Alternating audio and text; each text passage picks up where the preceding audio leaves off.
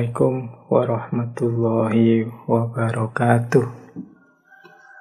Malam hari ini tokoh kita, teman-teman sebagian besar mungkin sudah kenal, yaitu Khalil Gibran. Ngaji filsafat beberapa kali mengangkat tokoh ini. Gibran menyatakan seperti ini: cinta adalah satu-satunya kebebasan di dunia ini. Karena cinta itu membangkitkan semangat yang hukum-hukum kemanusiaan dan gejala-gejala alam pun tak bisa mengubah perjalanannya. Ini konsep tentang hubungan antara cinta dan kebebasan. Uraiannya bisa sangat panjang tema ini, tapi ringkasnya adalah cinta itu kebebasan sejak awalnya. Cinta itu kebebasan dalam prosesnya. Bahkan cinta juga kebebasan dalam ekspresinya serta hasilnya.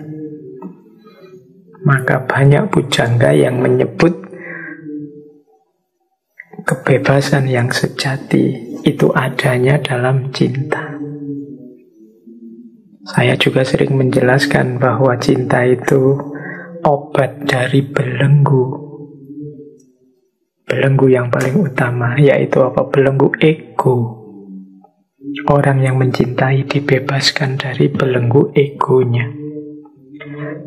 Cinta itu kebebasan sejak awalnya. Seperti di Romeo and Juliet minggu lalu, tidak bisa kita memutuskan atau memaksa orang mencintai siapa atau tidak mencintai siapa.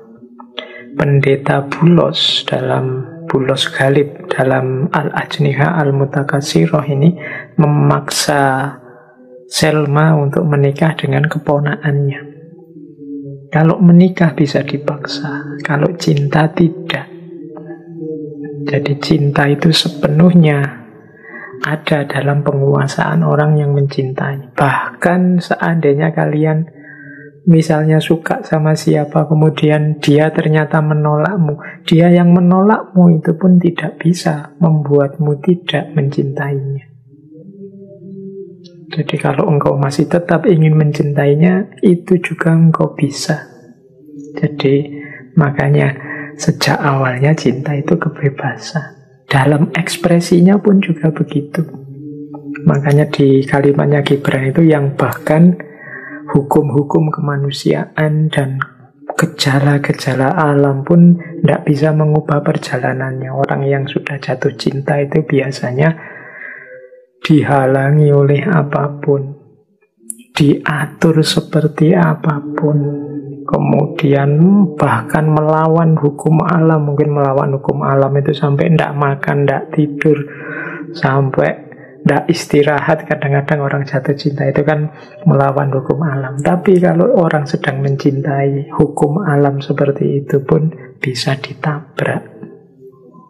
Kalau tidak sedang mencintai, mungkin jam 10 malam, 11 malam kita sudah ngantuk tidur. Tapi kalau pas ngobrol dengan yang kita cintai, sampai jam 3 subuh mungkin masih betah. Kadang cuma chat di WA, sudah tidur belum? I miss you, nanti balas lagi I miss you, bolak-balik sampai bolak-balik. Itu kan melawan gejala alam. Biasanya orang sudah tidur, dia tidak jadi tidur. Bahkan kalau ngobrol bisa sampai subuh. Itu gejala alam, bisa ditabrak. Apalagi hukum-hukum kemanusiaan, aturan-aturan budaya, itu bisa dengan mudah ditabrak oleh para pecinta. Maka jadi cinta akan mencari jalannya sendiri. Cinta akan mencari orang yang dia cintai tanpa harus terlalu peduli dengan hukum kemanusiaan dan gejala alam. Jadi di titik inilah Gibran melihat bahwa dalam cinta ada muatan kebebasan. Maka cinta ini bisa jadi kekuatan membangun yang luar biasa bagi peradaban, Namun kalau tidak hati-hati, salah mengelola, dia juga bisa jadi kekuatan menghancurkan yang sangat dahsyat bagi peradaban dan budaya manusia. Karena dia energi yang luar biasa, daya hidup yang luar biasa. Kalau tidak dikelola dengan baik, mungkin kita bisa terpeleset. Jadi paling tidak malam hari ini kita belajar karakter-karakternya. Kita lihat lagi. Ya, kalau ini teori yang lain. Teori tentang rasa. Bagaimana cinta itu tumbuh. Jadi ada cinta, ada rasa. Saya ambil potongan dari novel itu. Jadi di novel itu ada kalimat, sekarang aku tahu bahwa ada sesuatu yang lebih tinggi daripada langit dan lebih dalam daripada lautan, lebih asing daripada kehidupan dan kematian sekaligus. Aku tahu sekarang apa yang sebelumnya aku tak tahu. Ini kalimat yang mengekspresikan bahwa sebelum aku mengalami langsung, aku itu tidak ngerti apa itu cinta. Tapi sekarang aku mengerti apa itu cinta karena aku mengalaminya langsung ketika aku jatuh cinta padamu. Rasanya seperti lebih tinggi daripada langit dan lebih dalam daripada lautan. Lebih asing daripada kehidupan dan kematian sekaligus. Nah, ini diksi-diksinya saya bilang tadi, ini kalimat-kalimat yang sifatnya puitis untuk menunjukkan bahwa tidak mudah menjelaskan rasa yang namanya cinta itu. Kemarin engkau seperti saudara bagiku yang menemani hidupku dan bersama-sama hidup di bawah asuhan ayahku. Sekarang aku merasakan kehadiran sesuatu yang lebih asing dan lebih manis daripada rasa persaudaraan. Satu percampuran rasa cinta dan ketakutan yang tak kukenal, yang memenuhi hatiku dengan duka cita dan kebahagiaan. Jadi Gibran ini kan, kalau dalam novel itu diceritakan dia ini anaknya temannya ayahnya Selma. Jadi ayahnya Selma punya teman dan Gibran ini anak temannya itu. Makanya kata Selma, kemarin engkau seperti saudara.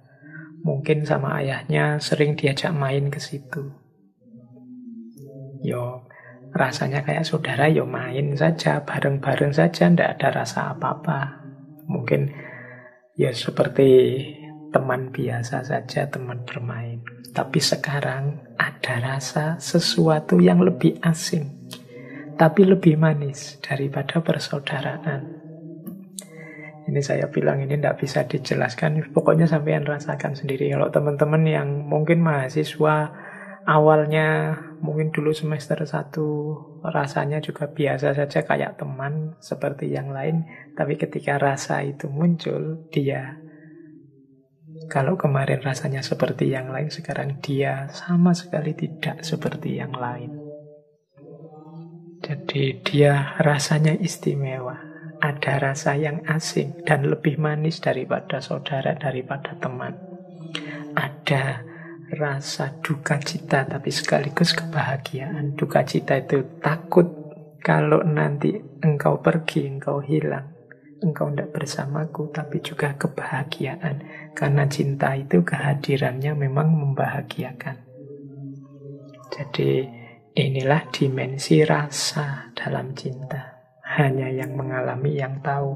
Ini teori yang di semua pembahasan tentang cinta selalu disampaikan bahwa tepatnya penjelasan tentang cinta itu melalui dimensi rasa.